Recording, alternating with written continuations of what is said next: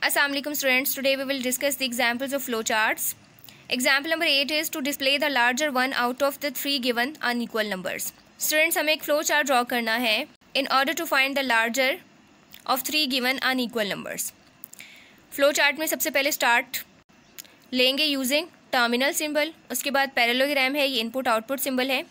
Input में 3 numbers enter होंगे N0, N1, N2. उसके बाद processing symbol है. Processing में हम ये सपोज करेंगे कि लार्जर नंबर N0 है, यानी जो भी फर्स्ट नंबर एंटर हुआ है वो लार्ज है.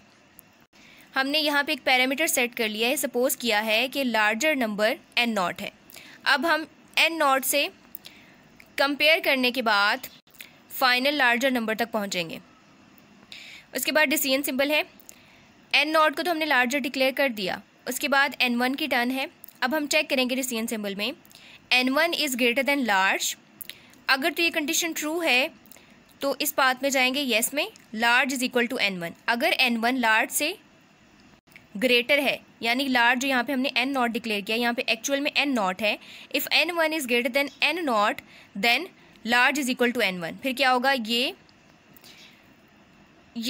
टर्मिनेट हो जाएगा क्योंकि ये कंडीशन फॉल्स हो गई है.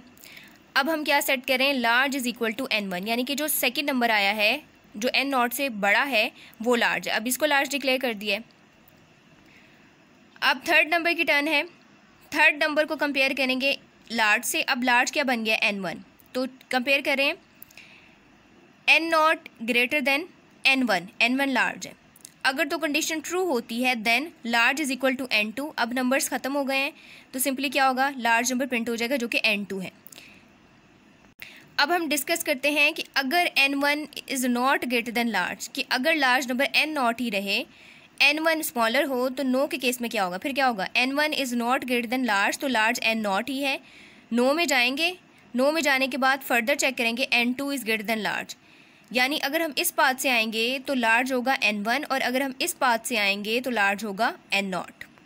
कंपेयर करेंगे, कंपैरिजन अगर ट्रू होगा तो N0 लार्ज है और अगर कंपैरिजन फॉल्स होगा तो लार्ज कौन सा होगा, N0. तो N0 यहाँ पे प्रिंट हो जाएगा. लास्ट पे एंड है, end of flow chart. Students, अब हम कुछ नंबर्स लेते हैं और उन नंबर्स को यूज़ करते हुए इस फ्लो चार्ट को डिस्कस करते हैं. फॉर एग्जाम्पल फर्स्ट नंबर 2 है, सेकेंड नंबर 4 है और थर्ड नंबर 1 है. यहाँ पे हमने डिक्लेयर किया है large is equal to N0, यानी जो फर्स्ट नंबर है वही लार्ज है. तो लार्ज क्या होगा इस केस में, इस एग्जाम्पल में हम लेते हैं 2 है. अब हम कंपेयर करेंगे 2 को सेकेंड नंबर से. N1 इज़ ग्रेटर देन 2 जो लार्ज हमने डिक्लेयर किया है. 4 इज़ ग्रेटर देन 2, अगर तो कंडीशन ट्रू है 4 इज़ ग्रेटर देन 2 तो यहाँ पे जाएगा कंट्रोल. उसके बाद क्या होगा, N1 बड़ा हो गया ना, N1 की वैल्यू 4 है, N1 ग्रेटर है, इसका मतलब अब लार्ज नंबर क्या बन गया है N1. लार्ज में क्या स्टोर हो गया 4. अब क्या होगा, नीचे जाएंगे फर्दर, एक और डिसीजन सिंबल है. अब लार्ज में N1 की वैल्यू स्टोर होगी है 4. अब हम कंपेयर करेंगे उस 4 को थर्ड नंबर से. थर्ड नंबर में क्या है 1, कंपेयर करेंगे 1 is greater than 4, condition false है, प्रिंट लार्ज. अब लार्ज में कौन सा नंबर प्रिंट होगा, N1, क्योंकि यहाँ पे कंडीशन फुलफिल नहीं हो रही. स्टूडेंट्स, सेम प्रॉब्लम के लिए एक और फ्लो चार्ट ड्रॉ किया गया है. इससे पहले जो हमने फ्लो चार्ट डिस्कस किया है उस फ्लो चार्ट में हमने पहले तीनों नंबर्स में से किसी एक नंबर को लार्ज डिक्लेयर किया, फिर उस लार्ज से कंपैरिजन के बाद फाइनल रिजल्ट तक आए और लार्ज नंबर प्रिंट किया. स्टूडेंट्स, यहाँ पे सिंपली हम डिसीजन सिंबल यूज़ करेंगे, कंडीशंस को चेक करेंगे, कंडीशंस फुलफिल होंगी तो नंबर प्रिंट हो जाएगा. स्टार्ट, इनपुट सिंबल है, इनपुट में नंबर्स एंटर होंगे ABC, ये 3 नंबर एंटर हो रहे हैं. इनपुट के फ़ौरन बाद डिसीजन सिंबल है. डिसीजन सिंबल में A और B का कंपैरिजन है. If A is greater then B, अगर तो ये कंडीशन ट्रू है तो A ग्रेटर हो गया. अब हम A को कंपेयर करेंगे थर्ड नंबर से, C से. ये तो ट्रू हो गया, A ग्रेटर देन B है. अब कंपेयर करें A ग्रेटर देन C. अगर ये कंडीशन भी ट्रू हो गई है देन आउटपुट A, नंबर कौन सा है, लार्जेस्ट A. तो यहाँ से फ्लो चार्ट का एंड हो गया. अब हम देखेंगे अगर ये कंडीशन फॉल्स होती है तो क्या होता है. If A is not greater then B, B greater होगा, तो उस केस में क्या होगा, इस साइड पे हम जाएंगे, ये पाथ अडॉप्ट करेंगे. अब B का कंपैरिजन A से हो चुका है, एक नंबर रह गया C, उससे कंपैरिजन करेंगे. अगर तो कंपैरिजन में B ग्रेटर आ गया तो B लार्जेस्ट नंबर होगा.